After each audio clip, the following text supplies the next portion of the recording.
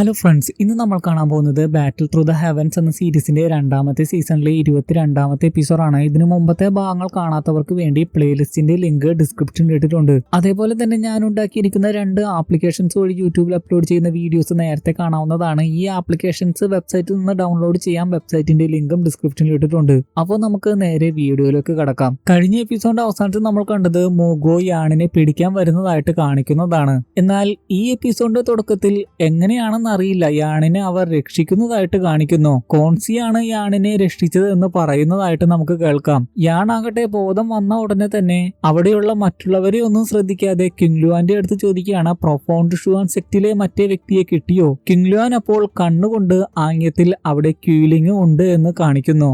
Yarn അങ്ങോട്ട് നോക്കി കഴിയുമ്പോൾ അവിടെ ക്യൂലിംഗിനെ കണ്ടു കഴിയുമ്പോൾ പ്രൊഫൗണ്ട് ഷുവാൻ സെക്റ്റിലെ ഡിസൈപ്പിളിനെ കുറിച്ച് സംസാരിക്കുന്നില്ല. എന്നാൽ കോൺസി ഇതേ സമയത്ത് ഇതിന്റെ എല്ലാം പിന്നിൽ പ്രൊഫൗണ്ട് ഷുവാൻ സെക്റ്റിലെ ഡിസൈപ്പിൾസ് ആണെന്ന് പറയുന്നു. അവരായിരിക്കാം യാണിനെ അറ്റാക്ക് ചെയ്തിട്ടുണ്ടാവുക എന്നൊക്കെ പറയുന്നു. യാൺ അപ്പോൾ എന്തിന്റെ അടിസ്ഥാനത്തിലാണ് അങ്ങനെയൊക്കെ പറയുന്നതെന്ന് ചോദിക്കുന്നു. അപ്പോ ക്യൂലിംഗ് മുന്നോട്ട് വന്നിട്ടാണ് അതിനുള്ള കാരണങ്ങൾ പറയുന്നത്. ഇതിനു മുമ്പ് ഇല്ലീഗൽ ആയിട്ടുള്ള സാധനങ്ങൾ പിൽ ടവറിൽ അവർ കയറ്റാൻ ശ്രമിച്ചിരുന്നു. ഇപ്പോഴിത് അതിലും ക്രൂരമായിട്ടുള്ള കാര്യങ്ങൾ ചെയ്തിരിക്കുന്നു. അതുകൊണ്ട് പ്രൊഫൗണ്ട് ഷുവാൻ സെക്റ്റിലെ ആ ഡിസൈപ്പിളിനെ ഇവിടുന്ന് ഡിസ്മിസ് ചെയ്തിട്ടുണ്ട്. ഇനി ഒരിക്കലും അവർക്ക് ഇവിടെ പ്രവേശിക്കാനാകില്ല. കോൺസി ആകട്ടെ ബോധം കെടുന്നതിന് മുമ്പ് യാൺ അവിടെ എന്തെങ്കിലും കണ്ടുവോ എന്ന് ചോദിക്കുന്നു. എന്നാൽ യാൺ പറയുന്നത് അങ്ങോട്ട് കയറിയപ്പോൾ തന്നെ അവന് ഒളിയാക്രമണങ്ങൾ നേരിടേണ്ടി വന്നു, അതുകൊണ്ട് എന്താണ് അവിടെ നടന്നതെന്ന് ഓർമ്മയില്ല എന്ന് പറയുന്നു. കോൺസി അപ്പോൾ കിങ്ലുവാനോടും ഫെങ്ഷിയാനോടും ഒക്കെ യാണിനെ റെസ്റ്റ് ചെയ്യാൻ അനുവദിക്കാനൊക്കെ പറയുന്നു. ശേഷം അവിടുത്തെ സെക്യൂരിറ്റി ഒക്കെ ശരിക്കും ടൈറ്റ് ആക്കുന്നുണ്ട്. ക്യൂലിംഗ് അവിടെ ഉണ്ടായിരുന്നത് കൊണ്ടാണ് പല കാര്യങ്ങളും യാൺ മറച്ചു വെച്ചത്. അല്ലെങ്കിൽ മൂഗോയെ കണ്ട കാര്യങ്ങളൊക്കെ പറയുമായിരുന്നു. ബോധം വന്നിട്ടും യാണിന് നല്ല അവശതയുണ്ടായിരുന്നു. എന്നാൽ അവരെല്ലാവരും മറ്റൊരു മുറിയിൽ കയറി കഴിയുമ്പോഴാണ് മനസ്സിലാകുന്നത് യാണിന് വലിയ പരിക്കൊന്നുമില്ല. അവരുടെ മുമ്പിൽ അവനത് അഭിനയിച്ചതായിരുന്നു. കാരണം ഫെങ്ഷിയാനോടൊക്കെ എന്തോ കാര്യം യാണിന് പറയണമായിരുന്നു. ശേഷം മൂഗുയെ കണ്ട കാര്യങ്ങളൊക്കെ ഫെങ്ഷിയാനോട് യാൺ പറയുന്നു. അതുമാത്രമല്ല ക്യൂലിംഗ് പ്രൊഫൗണ്ട് ഷുവാൻ സെക്റ്റിലെ ഡിസൈപ്പിളിനെ കൊന്ന കാര്യവും ഇതേ സമയം അവർ പറയുന്നുണ്ട്. ക്യൂലിംഗ് അവിടെ ഉണ്ടായിരുന്നത് കൊണ്ടാണ് ഇക്കാര്യങ്ങളൊന്നും അവിടെ വെച്ച് പറയാതിരുന്നതെന്നും അവർ പറയുന്നു. അതുമാത്രമല്ല ക്യൂലിംഗിന് തീർച്ചയായിട്ടും സോൾഹാളുമായിട്ട് ബന്ധമുണ്ട്. ഞാൻ മൂഗോയുടെ കൂടെ കണ്ട വ്യക്തി തീർച്ചയായും ക്യൂലിംഗ് ആണെന്ന് ഉറപ്പുണ്ടെന്നൊക്കെയും പറയുന്നു. ഫെങ്ഷിയാൻ അതെല്ലാം കേട്ട് കഴിയുമ്പോൾ പറയുന്നത് തീർച്ചയായും അവരുടെ ലക്ഷ്യം 3000 ബേണിംഗ് ഫ്ലെയിം ആയിരിക്കും എന്നാണ്. യാൺ പറയുന്നത് ക്യൂലിംഗ് ആണ് ഇതിന്റെ എല്ലാം പിന്നിലെങ്കിൽ തീർച്ചയായും പ്രൊഫൗണ്ട് ഷുവാൻ സെക്റ്റിലെ ഡിസൈപ്പിളിന്റെ ഡെഡ് ബോഡിയും അവിടുന്ന് മാറ്റിയിട്ടുണ്ടാകും. കാരണം പ്രൊഫൗണ്ട് ഷുവാൻ സെക്റ്റിലെ ഡിസൈപ്പിളിനെ ഡിസ്മിസ് ചെയ്തു എന്നാണല്ലോ അവൻ എല്ലാവരുടെയും മുമ്പിൽ വെച്ച് പറഞ്ഞത്. ഫെങ്ഷിയാൻ അപ്പോൾ പറയുന്നത് എന്ത് തന്നെയായാലും ഇത് കോൺസിയെ അറിയിക്കണമെന്നാണ്. എന്നാൽ ഫെങ്ഷിയാനെ യാൺ തടയുന്നു. കാരണം തെളിവോടെ അവനെ പിടിക്കുകയാണെങ്കിൽ ബെറ്റർ ആയിരിക്കും. പ്രൊഫൗണ്ട് ഷുവാൻ സെക്റ്റിലെ ഡിസൈപ്പിളിന്റെ കയ്യിൽ നിന്ന് ഇല്ലീഗൽ ആയിട്ടുള്ള പൗഡർ സ്വന്തമാക്കാൻ വേണ്ടിയായിരിക്കും അവൻ അത് ചെയ്തിട്ടുണ്ടാവുക. അങ്ങനെയെങ്കിൽ അത് ഉപയോഗിക്കുന്ന സമയത്ത് തെളിവോടെ അവനെ പൊക്കാം. ഒരുപക്ഷെ യാൺ പ്രതീക്ഷിക്കുന്നത് പോലെ പിൽ റിഫൈനിങ്ങിന്റെ സമയത്ത് അവൻ അത് പ്രയോഗിച്ചെന്ന് വരാം. എന്നാൽ കിങ്ലുവാൻ പറയുകയാണ് അവൻ 8th ഗ്രേഡിലുള്ള ഒരു ആൽക്കമിസ്റ്റ് ആണ്. ഇതൊന്നും ഉപയോഗിച്ചില്ലെങ്കിലും അവന് എളുപ്പത്തിൽ ആദ്യത്തെ 10 സ്ഥാനങ്ങളിലെത്താം. അതുകൊണ്ട് ഇക്കാര്യങ്ങളൊന്നും കോൺസിയോട് പറയാതെ മറച്ചു വെക്കുന്നത് റിസ്ക് അല്ലേ എന്ന് കിങ്ലുവാൻ ഒക്കെ ചോദിക്കുന്നുണ്ട്. എന്നാൽ അവനെ കൈയോടെ പൊക്കാമെന്ന് യാൺ വിശ്വസിക്കുന്നു. അതിനുശേഷം അവർ ശേഖരിച്ച ഹെർബ്സുകൾ അവർ അറേഞ്ച് ചെയ്യുന്നതായിട്ട് കാണിക്കുന്നു. കിങ്ലുവാൻ ഇതേ സമയം അവന് കിട്ടിയ റയർ ആയിട്ടുള്ള ഹെർബ്സുകളും അവിടെ ഷെയർ ചെയ്യാൻ തയ്യാറാകുന്നു. അപ്പോഴേക്കും കിങ്ങർ ദേഷ്യത്തോടെ അവിടെ എത്തി കിങ്ലുവാനോട് അവളുടെ അടുത്തേക്ക് വരാമെന്ന് പറഞ്ഞിട്ട് വരാതിരുന്നത് എന്തുകൊണ്ടാണ്? യാൺ അവനെ തടഞ്ഞതുകൊണ്ടായിരിക്കും അല്ലേ വരാതിരിക്കുന്നത് എന്നൊക്കെ പറയുന്നു. അപ്പോഴാണ് അവരുടെ മുമ്പിൽ എക്സ്ട്രാ ഹെർബ്സുകളൊക്കെ കാണുന്നത്. അത് ചീറ്റിംഗ് അല്ലേ? അവർ സ്റ്റാർഫോൾ ഹാളിൽ നിന്നല്ലേ അതൊക്കെ കൊണ്ടുവന്നത് എന്നാണ് ക്യുങ്ങർ അപ്പോൾ ചോദിക്കുന്നത്. എന്നാൽ യാൺ അപ്പോൾ പറയുന്നുണ്ട് അത് കിങ്ലുവാൻ ക്യുങ്ങറിനെ രക്ഷിക്കാൻ പോയ സമയത്ത് കിട്ടിയതാണെന്നൊക്കെ. എന്നാൽ ക്യുങ്ങർ അത് വിശ്വസിക്കാൻ തയ്യാറാകുന്നില്ല. അപ്പോ ലിറ്റിൽ ഫെയറി ഡോക്ടർ ക്യുങ്ങർ പ്രശ്നമൊന്നും ഉണ്ടാക്കാതിരിക്കാൻ വേണ്ടി യാണിനോട് ഒന്ന് അയയാൻ വേണ്ടി ആംഗ്യത്തിൽ കാണിക്കുന്നു. യാൺ ആകട്ടെ അതിനുശേഷം വളരെ പൊളൈറ്റ് ആയിട്ടാണ് ക്യുങ്ങറിനോട് സംസാരിക്കുന്നത്. അവരിവിടെ ചീറ്റിംഗ് ഒന്നും ചെയ്തിട്ടില്ല, അത് കിങ്ലുവാന് തന്നെ കിട്ടിയതാണ്. പ്രശ്നമുണ്ടാക്കാതിരിക്കാൻ വേണ്ടി ഇതിൽ നിന്ന് നിനക്ക് കുറച്ച് ഷെയർ ചെയ്യാനും തയ്യാറാണ് എന്ന് പറയുന്നു.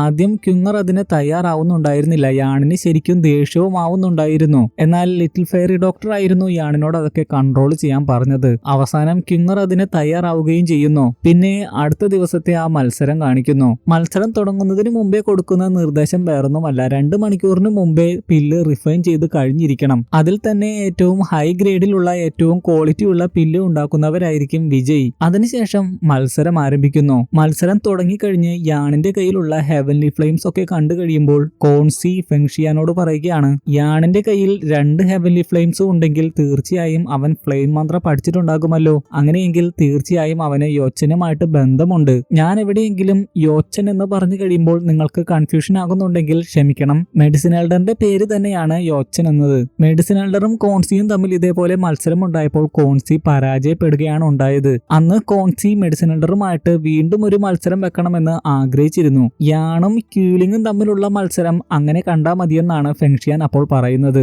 രണ്ടുപേരുടെയും ശിഷ്യന്മാർ തമ്മിലുള്ള മത്സരമാണല്ലോ അത്. കോൺസി അപ്പോൾ പറയുകയാണ്, യാണിന്റെ കയ്യിൽ 2 ഹെവൻലി ഫ്ലെയിംസും ഉണ്ടായിരിക്കാം, പക്ഷേ ക്യൂലിങ്ങിന്റെ അതേ ലെവല് തന്നെയാണ് അവനും. അതുകൊണ്ട് തന്നെ യാൺ വിജയിക്കുമെന്ന് എന്തുകൊണ്ടാണ് നിനക്ക് ഇത്രയ്ക്കും ഉറപ്പ്? ഫെങ്ഷിയാൻ അപ്പോൾ പറയുന്നത് വേറൊന്നുമല്ല, നിങ്ങൾ അത് കണ്ടറിഞ്ഞോളൂ. യുവതലമുറയിൽ യാണിനേക്കാളും കഴിവുള്ള വേറെ ആരും തന്നെയില്ല. വീണ്ടും മത്സരത്തിലേക്ക് നോക്കുകയാണെങ്കിൽ കുറെ സമയം മുന്നോട്ട് പോയി കഴിയുമ്പോൾ ആദ്യം തന്നെ പിൽ റിഫൈൻ ചെയ്ത് കംപ്ലീറ്റ് ആക്കുന്നത് കിങ് ലുവാനും ലിറ്റിൽ ഫെയറി ഡോക്ടറുമായിരുന്നു. ലിറ്റിൽ ഫെയറി ഡോക്ടറിന്റേത് 6th ഗ്രേഡിലുള്ള ഒരു പില്ലായിരുന്നു. കിങ് ലുവാന്റെ ആകട്ടെ 7th ഗ്രേഡിലുള്ള പില്ലും. യാണിനെ നോക്കുകയാണെങ്കിൽ ഒരു പ്രാവശ്യം അവൻ ചെയ്യുന്നതൊക്കെ പൊട്ടിത്തെറിക്കുന്നുണ്ട്. ക്യൂലിങ് അതെല്ലാം കാണുന്നു. ക്യൂലിങ് അപ്പോൾ ക്യുങ്ങറിനെയും യാണിനെയും മാറി മാറി നോക്കുന്നു. ഉടനെ തന്നെ ക്യുങ്ങറിന്റെയും കഴിയുന്നതായിട്ട് കാണിക്കുന്നു. ക്യുങ്ങറും ഗ്രേഡ് 7ലുള്ള പില്ല് തന്നെയാണ് റിഫൈൻ ചെയ്യുന്നത്. അതിനുശേഷം അവിടുന്ന് പോകുന്ന സമയത്താകട്ടെ ക്യൂലിങ്ങിനെ ക്യുങ്ങർ ചൊടിപ്പിക്കുകയും ചെയ്യുന്നു. അവൻ എന്തൊക്കെ തന്നെ ചെയ്താലും വിജയിക്കാൻ പോകുന്നില്ല എന്നൊക്കെ പറയുന്നു. മാത്രമല്ല അവനെ ലൂസർ എന്ന് പോലും വിളിക്കുന്നു. ക്യൂലിങ് അതിന് ഒരു പ്രാവശ്യം മറുപടി പറയുമെങ്കിലും അവൻ ചെയ്തുകൊണ്ടിരിക്കുന്നതിൽ നിന്ന് ശ്രദ്ധ പോവാതിരിക്കാൻ വേണ്ടി കൂടുതലായിട്ടൊന്നും പറയുന്നുമില്ല. അതിനുശേഷം എല്ലാവരും നിൽക്കുന്ന സ്ഥലത്ത് പോയി നിന്നിട്ടും ക്യുങ്ങർ വായടക്കാൻ തയ്യാറായിരുന്നില്ല. യാണാണ് വിജയ്, യാണാണ് വിജയ് എന്നൊക്കെ അവൾ ആർത്ത് വിളിച്ചു പറയുന്നു. കിങ് ലുവാനൊക്കെ അപ്പോൾ അവളോട് മിണ്ടാതിരിക്കാൻ പറയുന്നുണ്ട്. കാരണം ആളുകളൊക്കെ അവളെ തന്നെ നോക്കിക്കൊണ്ടിരിക്കുകയായിരുന്നു. ക്യുങ്ങർ അപ്പോൾ കിങ് ലുവാനോട് പറയുകയാണ്, ഞാനിത് യാൺ വിജയിക്കുന്നതിന് വേണ്ടിയാണ് പറയുന്നത്. ക്യൂലിങ് എത്രമാത്രം അഹങ്കാരിയാണോ അത്രമാത്രം അവന് ഇപ്പോൾ കോൺഫിഡൻസ് ഉണ്ടാകും. അവന്റെ ആ കോൺഫിഡൻസ് കളയാൻ വേണ്ടിയാണ് ഞാൻ ഇങ്ങനെയൊക്കെ പറയുന്നത്. നിങ്ങൾ ബുദ്ധി ഉപയോഗിച്ചൊന്ന് ചിന്തിച്ചു നോക്കൂ. അതിനുശേഷം ക്യൂലിങ് നീ ഇറങ്ങിപ്പോടാ, നിനക്ക് യാണിനെ തോപ്പിക്കാനാകില്ല. എല്ലാവരുടെയും മുമ്പിൽ വെച്ച് എന്തിനാണ് നീ ഇങ്ങനെ നാണം കെടുന്നത് എന്നിങ്ങനെയൊക്കെ ക്യുങ്ങർ പറയുന്നു. എന്നാൽ അപ്പോഴേക്കും യാണിന്റെ കോൾഡ് റൂമിൽ വിള്ളല് വീഴുന്നതായിട്ട് കാണിക്കുന്നു. ലിറ്റിൽ ഫെയറി ഡോക്ടർ അത് കണ്ട് ശരിക്കും ആകുലപ്പെടുന്നു. അപ്പോ കിങ് ലുവാൻ പറയുന്നത്, ആകുലപ്പെടേണ്ട, അവൻ അടുത്ത ഘട്ടത്തിലേക്ക് പ്രവേശിച്ചു. തണ്ടർ പ്രത്യക്ഷമാവുന്നതിന് മുമ്പുള്ള പ്രക്രിയയാണ് അതെന്നൊക്കെയാണ്. കിങ് ലുവാൻ അപ്പോൾ ക്യൂലിങ് പ്രവർത്തിച്ചു തുടങ്ങി എന്ന് പറയുന്നു. അപ്പോഴേക്കും നല്ല രീതിയിലുള്ള ഇടിവെട്ടും അവിടെ ഉണ്ടാകുന്നു. ആളുകൾ പറയുന്നത് യാൺ 8th ഗ്രേഡിലുള്ള 5 കളർ പില്ലാണ് റിഫൈൻ ചെയ്യുന്നത് എന്നാണ്. അല്പം കഴിയുമ്പോൾ തന്നെ യാണിന്റെ പില്ല് ഫോം ചെയ്യുന്നുണ്ട്. അല്പം കഴിയുമ്പോൾ തന്നെ ശക്തമായിട്ടുള്ള ഇടിമിന്നൽ മൂലം അവരുടെ കോൾഡ് റൂമുകൾ ബേൺ ആവുകയും ചെയ്യുന്നു. പക്ഷേ അപ്പോഴേക്കും യാൺ അതിൽ വിജയിച്ചിരുന്നു. ക്യൂലിങ്ങിന് വിജയകരമായിട്ട് പില്ല് റിഫൈൻ ചെയ്യാൻ സാധിച്ചില്ല. 8th ഗ്രേഡിലുള്ള 5 കളർ പില്ല് റിഫൈൻ ചെയ്തത് കൊണ്ട് തന്നെ യാണിനെ വിജയിയായിട്ട് പ്രഖ്യാപിക്കുന്നു. തന്റെ ശിഷ്യൻ തോറ്റിട്ടും കോൺസി ചിരിച്ചുകൊണ്ടായിരുന്നു ശിഷ്യന്റെ അടുത്തേക്ക് വന്നത്. ക്യൂലിങ് അപ്പോൾ മാസ്റ്ററിനെ നിരാശപ്പെടുത്തി എന്നോട് ക്ഷമിക്കണം എന്നൊക്കെ പറയുന്നു. എന്നാൽ അവനെ ആശ്വസിപ്പിച്ചുകൊണ്ട് കോൺസി പറയുകയാണ്, നീ നിന്റെ കഴിവിന്റെ പരമാവധി ശ്രമിച്ചു, തോൽവിയും വിജയവും ഒന്നും നീ കാര്യമാക്കണ്ട. യാൺ അപ്പോൾ ക്യൂലിങ്ങിനോട് പറയുകയാണ്, നീ ആത്മാർത്ഥമായിട്ടാണോ ക്ഷമാപണം നടത്തിയത്? പ്രൊഫോണ്ട് ഷുവാൻ സെക്റ്റിലെ ഡിസൈപ്പിളിനെ കൊന്നത് നീയല്ലേ? ക്യൂലിങ് അപ്പോൾ ശരിക്കും ദേഷ്യപ്പെടുന്നുണ്ട്. കോൺസി ആകട്ടെ ഫെങ്ഷിയാനോട് പറയുകയാണ്, നിന്റെ ശിഷ്യൻ ഈ മത്സരത്തിൽ വിജയിച്ചു എന്ന് കരുതി എന്റെ ശിഷ്യനെ കുറിച്ച് എന്ത് അപവാദവും പറയാമെന്നാണോ? ഫെങ്ഷിയാൻ അപ്പോൾ പറയുകയാണ്, അത് ആദ്യം ഇവൻ തെളിയിക്കണം. ഇവൻ ഈ മത്സരത്തിൽ നറിഷിംഗ് പൗഡർ ഉപയോഗിച്ചിട്ടുണ്ട്, അതായത് ഇല്ലീഗൽ ആയിട്ടുള്ള പൗഡർ തന്നെ, അത് അവൻ ഇവിടെ ഉപയോഗിച്ചിട്ടുണ്ട് എന്ന് തെളിയുകയാണെങ്കിൽ അവൻ ഇതിനൊക്കെ പ്രോപ്പർ ആയിട്ടുള്ള ഒരു എക്സ്പ്ലനേഷൻ തരണം. ക്യൂലിങ് അപ്പോൾ പാവത്താനെ പോലെ തന്റെ മാസ്റ്ററിനോട് താൻ അങ്ങനെയൊന്നും ചെയ്തിട്ടില്ല എന്നൊക്കെ പറയുന്നുണ്ട്. കോൺസിയും അപ്പോൾ തന്റെ ശിഷ്യൻ നിരപരാധിയാണെന്ന് തെളിയിക്കുന്നതിന് വേണ്ടി അതിന് തയ്യാറാകുന്നു. ആ ഫർണസ് പരിശോധിക്കാൻ വേണ്ടി മറ്റൊരാളെ ഏൽപ്പിക്കുന്നു. അപ്പോ ആ വ്യക്തി ക്യൂലിങ്ങിന്റെ കോൾഡ് റൂമിന് തീർച്ചയായിട്ടും പ്രശ്നങ്ങളുണ്ട് എന്ന് പറയുന്നു. ക്യൂലിങ് അപ്പോൾ ശരിക്കും അത്ഭുതപ്പെടുന്നുണ്ട്. കാരണം അവന് ആ കോൾഡ് റൂം കൊടുത്തത് കോൺസി തന്നെയായിരുന്നു. അവൻ ആ കാര്യങ്ങൾ ഓർക്കുന്നതായിട്ട് കാണിക്കുന്നു. അത് കൊടുക്കുന്ന സമയത്ത് കോൺസി പ്രത്യേകം പറഞ്ഞിരുന്നു, ഈ മത്സരത്തിൽ തീർച്ചയായിട്ടും വിജയിക്കണം, ഇത് അവരുടെ അഭിമാനത്തിന്റെ പ്രശ്നമാണ്, ഇത് നിന്നെ അതിന് സഹായിക്കുമെന്ന് പറഞ്ഞുകൊണ്ടായിരുന്നു ആ കോൾഡ് റൂം കൊടുത്തത്. കോൺസി അത് വിശ്വസിക്കാൻ തയ്യാറാകുന്നില്ല. ഫെങ്ഷിയാൻ അപ്പോൾ അതൊക്കെ കാണിച്ചു കൊടുക്കുന്നു. യാൺ അപ്പോൾ അവന് സംഭവിച്ച എല്ലാ കാര്യങ്ങളും വിശദീകരിച്ച് പറഞ്ഞു കൊടുക്കുന്നു. പ്രൊഫൗണ്ട് ഷുവാൻ സെക്റ്റിലെ ഡിസൈപ്പിളിന്റെ ഡെഡ് ബോഡി അലമാരയിൽ കണ്ടതും ക്യൂലിങ്ങിനെ പിന്നീട് ഫോളോ ചെയ്ത് അണ്ടർഗ്രൗണ്ടിൽ പെട്ടുപോയി ഒളിയാക്രമണം നേരിടേണ്ടി വന്നതും മൂഗോയും ക്യൂലിങ്ങും കൂടി രഹസ്യമായിട്ട് പദ്ധതികൾ വിഭാവന വാഗ്ദാനം ചെയ്തതുമൊക്കെ യാൺ ഇവിടെ പറയുന്നു. അവസാനം ഇതൊക്കെ നന്നായിട്ട് അന്വേഷിക്കാൻ പറയുന്നു. അപ്പോഴും പാവത്താനെ പോലെ ക്യൂലിംഗ് പറയുന്നത് താൻ ഒരിക്കലും ഇതൊന്നും ചെയ്തിട്ടില്ല എന്നാണ്. എന്നാൽ കോൺസിക്ക് അതെല്ലാം കേട്ട് കഴിയുമ്പോൾ ശരിക്കും ദേഷ്യമാകുന്നു. നീ എന്റെ ഏറ്റവും പ്രധാനപ്പെട്ട ശിഷ്യനാണ്, നീ തന്നെ ഇത് ചെയ്യുമെന്ന് ഒരിക്കലും കരുതിയിരുന്നില്ല. ശേഷം അവനെ ടൈറ്റ് ആയിട്ടുള്ള നിരീക്ഷണത്തിൽ തടവറയിലാക്കാൻ പറയുന്നു. എന്നാൽ ഫെങ്ഷിയാൻ പറയുന്നത് ഇത് സോൾഹാളുമായിട്ട് ബന്ധപ്പെട്ട കാര്യമാണ്, അതുകൊണ്ട് എല്ലാവരെയും ബാധിക്കുന്ന കാര്യമാണ്. ക്യൂലിംഗിനെ പിൽട്ടവറിന്റെ നിയമത്തിന് വിട്ടുകൊടുക്കുന്നത് ശരിയല്ല എന്നൊക്കെ പറയുന്നു. എന്നാൽ കോൺസി ഫെങ്ഷിയാൻ ഒരു വാക്കു കൊടുക്കുന്നു. ഇത് സോൾഹാളുമായിട്ട് ബന്ധപ്പെട്ട കാര്യമാണെന്ന് കരുതി ഞാൻ എന്റെ ശിഷ്യനോട് പക്ഷപാതമൊന്നും കാണിക്കില്ല. നന്നായിട്ട് ഇതിനെക്കുറിച്ച് അന്വേഷിച്ച് പ്രോപ്പർ ആയിട്ടുള്ള എക്സ്പ്ലനേഷൻ തന്നെ തരുന്നതായിരിക്കും. ക്യൂലിംഗിന്റെ മുഖം നോക്കുകയാണെങ്കിൽ അവൻ നിരപരാധിയാണെന്നേ തോന്നുകയുള്ളൂ. പിന്നെ കാണിക്കുന്നത് കോൺസിയുടെ മുറിയിലേക്ക് വരുന്ന ഫെങ്ഷിയാനെയാണ്. കോൺസി ഫെങ്ഷിയാനെ കണ്ടു കഴിയുമ്പോൾ ചോദിക്കുന്നത് നീ എന്നെ കളിയാക്കാനാണോ ഇങ്ങോട്ട് വന്നിരിക്കുന്നത് എന്നാണ്. അതുമാത്രമല്ല ക്യൂലിംഗിനെ ചതിയൻ എന്ന് പോലും വിളിക്കുമ്പോൾ ഫെങ്ഷിയാൻ ചോദിക്കുകയാണ് ക്യൂലിംഗ് എല്ലാ കുറ്റവും സമ്മതിച്ചോ? അപ്പോ കോൺസി പറയുകയാണ് അവൻ എല്ലാ കുറ്റവും സമ്മതിച്ചു. സോൾഹാള് അവന് 3000 ബേണിംഗ് ഫ്ലെയിം വാഗ്ദാനം ചെയ്തിരുന്നു, അത് കീഴടക്കാൻ സഹായിക്കാമെന്ന് പറഞ്ഞിരുന്നു. അപ്പോ ഫെങ്ഷിയാൻ പറയുകയാണ് അത് ക്യൂലിംഗിനെ പറ്റിക്കാൻ വേണ്ടി പറഞ്ഞതായിരിക്കും, കാരണം സോൾഹാളിന് വേണ്ടതും 3000 ബേണിംഗ് ഫ്ലെയിം തന്നെയാണ്. കോൺസി അപ്പോൾ കൃത്യസമയത്ത് യാൺ അതെല്ലാം മനസ്സിലാക്കിയത് നമ്മുടെ ഭാഗ്യം എന്നൊക്കെ പറയുന്നു. എന്നാൽ കോൺസി എന്തൊക്കെയോ മറയ്ക്കുന്നുണ്ടെന്ന് ഫെങ്ഷിയാന് മനസ്സിലാകുന്നു. കാരണം പിൽ ടവറിലുള്ള ഒരാൾക്ക് 3000 ബേണിംഗ് ഫ്ലെയിം സ്വന്തമാക്കാൻ സാധിക്കില്ല. ഫെങ്ഷിയാൻ അങ്ങനെ സംസാരിക്കുന്നത് കേൾക്കുമ്പോൾ ദേഷ്യത്തോടെ കോൺസി പറയുകയാണ് ഞാൻ നിന്നോട് ഒരു കാര്യവും മറച്ചു വെച്ചിട്ടില്ല, ക്യൂലിംഗ് എല്ലാ കുറ്റവും സമ്മതിച്ചു എന്ന് ഞാൻ നിന്നോട് പറഞ്ഞതല്ലേ, ഇതിൽ കൂടുതലായിട്ട് നിനക്ക് എന്താണ് അറിയേണ്ടത്? ഫെങ്ഷിയാൻ അപ്പോൾ പറയുകയാണ് ആൻഷ്യന്റ് ഡ്രാഗൺ സീൽ ഉപയോഗിച്ച് മാത്രമേ 3000 ബേണിംഗ് ഫ്ലെയിമിനെ സ്വന്തമാക്കാൻ സാധിക്കുകയുള്ളൂ. അപ്പോ ദേഷ്യത്തോടെ കോൺസി പറയുന്നത് അങ്ങനെ ഒരു റൂമർ പരക്കെയുണ്ട്, പക്ഷേ ആൻഷ്യന്റ് ഡ്രാഗൺ സീല് ആരെങ്കിലും കണ്ടിട്ടുണ്ടോ? ആൻഷ്യന്റ് ഡ്രാഗൺ സീലൊക്കെ കെട്ടുകഥയാണെന്നാണ് കോൺസി പറയുന്നത്. ഫെങ്ഷിയാൻ അപ്പോ പറയുന്നത് അത് സത്യമാണെങ്കിലും അല്ലെങ്കിലും 3000 ബേണിംഗ് ഫ്ലെയിം സ്വന്തമാക്കാൻ അത് അത്യാവശ്യമാണ് എന്നുള്ള കാര്യം എല്ലാവരോടും പറയണം, അത് രഹസ്യമായിട്ട് വെക്കരുത്. ഇനി 3000 ബേണിംഗ് ഫ്ലെയിം ആരും സ്വന്തമാക്കാതിരിക്കാൻ നിങ്ങൾ ആഗ്രഹിക്കുന്നുണ്ടോ? നിങ്ങളൊന്ന് ആലോചിച്ച് നോക്കൂ, 3000 ബേണിംഗ് ഫ്ലെയിം സോൾഹാള് സ്വന്തമാക്കുകയാണെങ്കിലോ? അതെല്ലാം കേട്ട് കഴിയുമ്പോൾ കോൺസി നിരാശയോടെ പറയുകയാണ് ഞാൻ പറഞ്ഞത് എല്ലാം സത്യമാണ്. ലെജൻഡ്സ് ആൻഷ്യന്റ് ഡ്രാഗൺ സീലിനെ പറ്റിയൊക്കെ സംസാരിക്കാറുണ്ട്, പക്ഷേ അതൊക്കെ റിയൽ ആണോ എന്ന് പോലും ആർക്കും അറിയില്ല. ഫെങ്ഷിയാൻ അപ്പോ പറയുകയാണ് നിങ്ങൾ യാണിനെ 3000 ബേണിംഗ് ഫ്ലെയിം സ്വന്തമാക്കാൻ സഹായിക്കണം, അവന് മാത്രമേ സോൾഹാളിനെതിരെ പോരാടാനാവുകയുള്ളൂ. എന്നിട്ടും കോൺസി അയാളുടെ ആശയത്തിൽ തന്നെ ഉറച്ചു നിൽക്കുകയാണ്.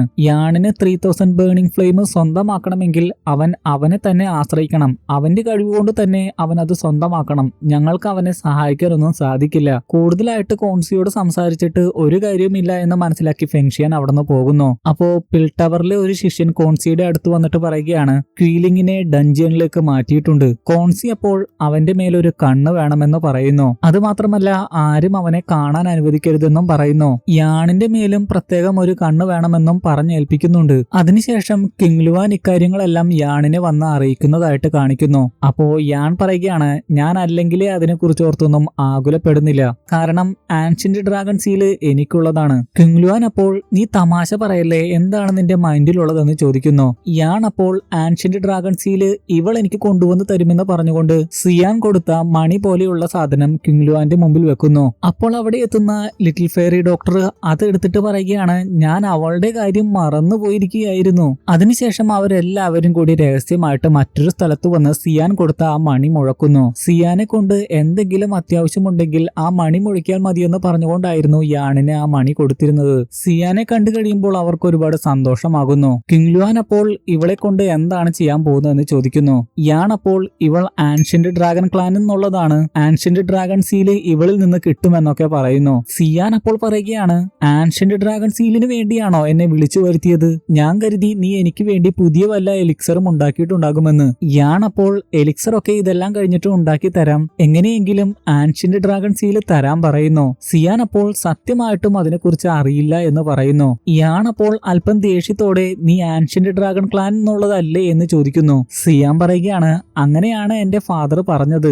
ആൻഷ്യന്റ് ഡ്രാഗൺ ക്ലാൻ എന്ന് കേൾക്കുമ്പോഴേ എല്ലാവരും ഒന്ന് ഞെട്ടും, അതുകൊണ്ട് അന്ന് നിങ്ങളെ ഒന്ന് പേടിപ്പിക്കാൻ വേണ്ടിയായിരുന്നു ഞാൻ ആൻഷ്യന്റ് ഡ്രാഗൺ ക്ലാൻ എന്നുള്ളതാണെന്ന് പറഞ്ഞത്. അതെല്ലാം കേട്ട് കിങ്ലുവാന്റെ ഒക്കെ മുഖം മാറുന്നു. യാണും നിരാശയിലാകുന്നു. എന്തൊക്കെ വന്നാലും തനിക്ക് ആൻഷ്യന്റ് ഡ്രാഗൺ സീല് കിട്ടുമെന്നൊക്കെ പറഞ്ഞ് കഴിഞ്ഞ് യാൺ വലിയ കോൺഫിഡൻസിലായിരുന്നല്ലോ. പിന്നെ കാണിക്കുന്നത് പിൽ ടവറിലെ ശിഷ്യന്മാർ യാണിനോട് പ്രതികാരം വീട്ടാൻ പ്ലാൻ ചെയ്യുന്നതാണ്. അവരുടെ സീനിയർ ആയിട്ടുള്ള ക്യൂലിങ്ങിനെ യാൺ എന്തൊക്കെയോ ട്രിക്കുകൾ ഉപയോഗിച്ച് പരാജയപ്പെടുത്തി എന്ന് പറഞ്ഞുകൊണ്ടാണ് പ്രതികാരം ചെയ്യാനൊക്കെ അവർ പ്ലാൻ ചെയ്യുന്നത്. ക്യൂലിങ് ഒരിക്കലും സോൾഹാളുമായിട്ട് ചേരില്ല എന്ന് അവർ വിശ്വസിക്കുന്നു. പിന്നെ ഒരുപാട് ഭക്ഷണ സാധനങ്ങൾ വെട്ടി വിഴുങ്ങുന്ന സിയാനെ കാണിക്കുന്നു. ലിറ്റിൽ ഫെയറി ഡോക്ടർ അപ്പോൾ ആരും ഇത് എടുത്തുകൊണ്ട് പോകാൻ പോകുന്നില്ല, പതുക്കെ കഴിക്കാനൊക്കെ പറയുന്നു. നിരാശയോടെ ഇരിക്കുന്ന യാണിനോട് കിങ് ലുവാൻ പറയുകയാണ്, നീ നിരാശപ്പെടേണ്ട ആവശ്യമില്ല, അവളുടെ ബാക്ക്ഗ്രൗണ്ട് എന്താണെന്ന് ഇപ്പോഴും ക്ലിയർ ആയിട്ടില്ല. യാൺ അപ്പൊ പറയുകയാണ്, അവൾ ഇനി ആൻഷ്യന്റ് ഡ്രാഗൺ ക്ലാൻ എന്നുള്ളതാണെങ്കിൽ പോലും ഒരു ഉപകാരവുമില്ല, അവൾക്ക് ആൻഷ്യന്റ് ഡ്രാഗൺ സീലിനെ പറ്റിയൊന്നും അറിയില്ല. സിയാൻ ഇതേ സമയം കയ്യിലുള്ള തിളങ്ങുന്ന സാധനമാണോ നിങ്ങൾ ഈ പറയുന്നതെന്ന് ചോദിക്കുന്നു. യാൺ ഉടനെ തന്നെ അവളുടെ അടുത്തേക്ക് ഓടി വന്ന് അതിനെക്കുറിച്ചൊക്കെ നിനക്ക് അറിയാമോ എന്ന് ചോദിക്കുന്നു. സിയാൻ അപ്പോൾ എനിക്കതിനെ പറ്റിയൊന്നും അറിയില്ല, ആളുകൾ അതിനെ പറ്റിയൊക്കെ സംസാരിക്കുന്നത് കേൾക്കാം, ആ കാര്യം വിട്ടേക്കാൻ പറയുന്നു. യാണ് അത് കേട്ട് ദേഷ്യമാകുന്നു. എന്തെങ്കിലും പറയുന്നതിന് മുമ്പ് ചിന്തിച്ചിട്ട് പറയൂ എന്ന് യാൺ പറയുന്നു. അപ്പോഴേക്കും യാണിനെ പുറത്തു നിന്ന് ആരോ വിളിക്കുന്നു. വാതിൽ തുറന്നു നോക്കുമ്പോൾ കാണുന്നത് നേരത്തെ പ്രതികാരം വീട്ടണമെന്ന് പറഞ്ഞ് നടന്ന പിൽ ടവറിലെ ശിഷ്യന്മാരെ ആയിരുന്നു. അവർ പറയുന്നത് യാണിനെ ഫെങ്ഷിയാനും കോൺസിക്കും കാണണമെന്നാണ്. യാൺ അപ്പോൾ മറ്റുള്ളവരെയും കൂടെ കൂട്ടാമെന്ന് കരുതിയതാണ്, എന്നാൽ യാണിനോട് ഒറ്റയ്ക്ക് വരാനാണ് മാസ്റ്റേഴ്സ് പറഞ്ഞതെന്ന് പറയുന്നു.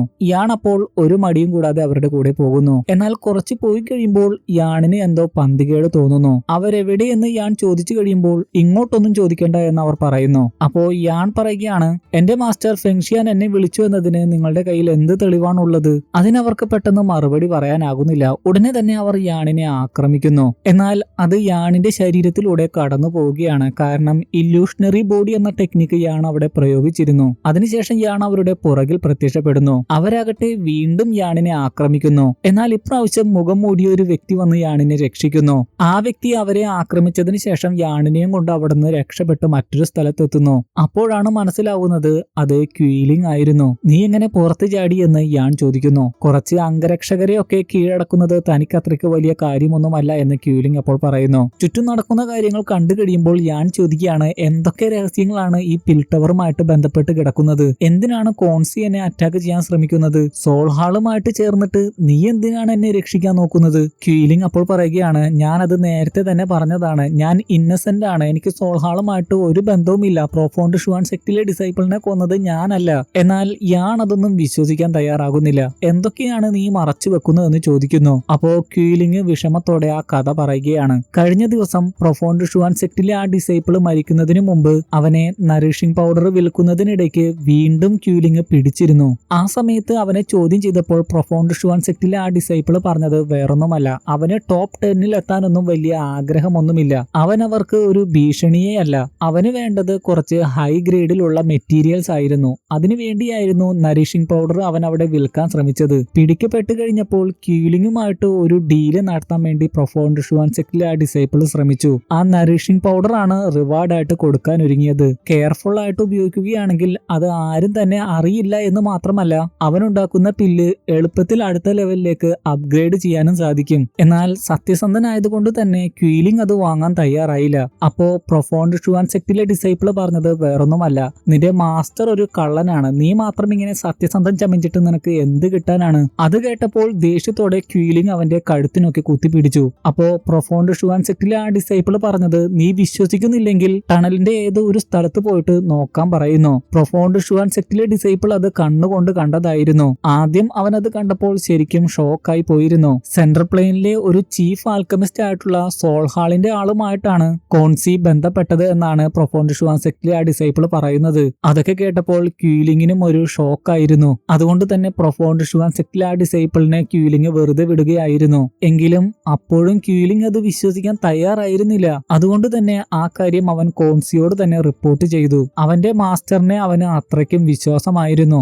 യാണപ്പോ ചോദിക്കുകയാണ്, നീ പറയുന്നത് പിൽ റിഫൈനിങ്ങിന്റെ സമയത്ത് നീ നറിഷിംഗ് പൗഡർ ഉപയോഗിച്ചില്ല എന്നാണോ? ക്യൂലിംഗ് അപ്പോൾ അതെ എന്ന് പറയുന്നു. അവൻ ഉപയോഗിച്ചത് ക്വീ റിഫൈനിങ്ങിന് വേണ്ടി വേണ്ടിയുള്ള ഒരു പൗഡർ മാത്രമായിരുന്നു. അത് മാത്രമല്ല അവന്റെ കോൾഡ് റൂം പോലും അവന്റെ മാസ്റ്റർ അവന് കൊടുത്തതായിരുന്നു എന്നും പറയുന്നു. പക്ഷേ പബ്ലിക്കായിട്ട് തന്റെ മാസ്റ്റർ ആണ് ഇതിന്റെ എല്ലാം പിന്നിലെന്ന് ക്യൂലിങ്ങിന് പറയാനാകില്ലായിരുന്നു. അതുകൊണ്ട് എല്ലാ കുറ്റവും അവൻ ഏറ്റെടുക്കുകയായിരുന്നു. ഇയാണപ്പോൾ ഞാൻ എന്തിനു നിന്റെ വാക്കുകൾ വിശ്വസിക്കണം എന്ന് ചോദിക്കുന്നു. അപ്പോ അന്ന് നടന്ന മറ്റൊരു കാര്യം കൂടി ക്യൂലിങ് എക്സ്പ്ലെയിൻ ചെയ്യുകയാണ്. അന്ന് വാസ്തവത്തിൽ മൂഗോ ആയിരുന്നില്ല അവനെ അറ്റാക്ക് ചെയ്ത് തെറിപ്പിച്ചത്, അത് കോൺസി തന്നെയായിരുന്നു. ബോധമില്ലാത്ത യാണിനെ കോൺസി ആ സ്റ്റോൺ ഡോറിൽ നിന്ന് പുറത്തേക്ക് കൊണ്ടുവരുന്നത് ക്യൂലിങ് കണ്ടതായിരുന്നു. കാരണം ക്യൂലിങ്ങിനെ പിന്തുടർന്നായിരുന്നല്ലോ യാൺ പോയത്. ക്യൂലിങ് അവന്റെ കണ്ണു വെട്ടിച്ച് യാണിൽ നിന്നെല്ലാം ഒളിച്ചു നിന്നു. പക്ഷേ അവിടെ നടന്ന കാര്യങ്ങളൊക്കെ രഹസ്യമായിട്ട് അവൻ നിരീക്ഷിക്കുന്നുണ്ടായിരുന്നു. അങ്ങനെ യാണിനെ ഫോളോ ചെയ്തപ്പോഴായിരുന്നു അബോധാവസ്ഥയിലുള്ള യാണുമായിട്ട് കോൺസി പുറത്തേക്ക് വന്നത്. ആ ടണലിൽ വെച്ച് യാണിന് പരിക്കേറ്റു എന്നാണ് കോൺസി അപ്പോൾ ക്യൂലിങ്ങിനോട് പറഞ്ഞത്.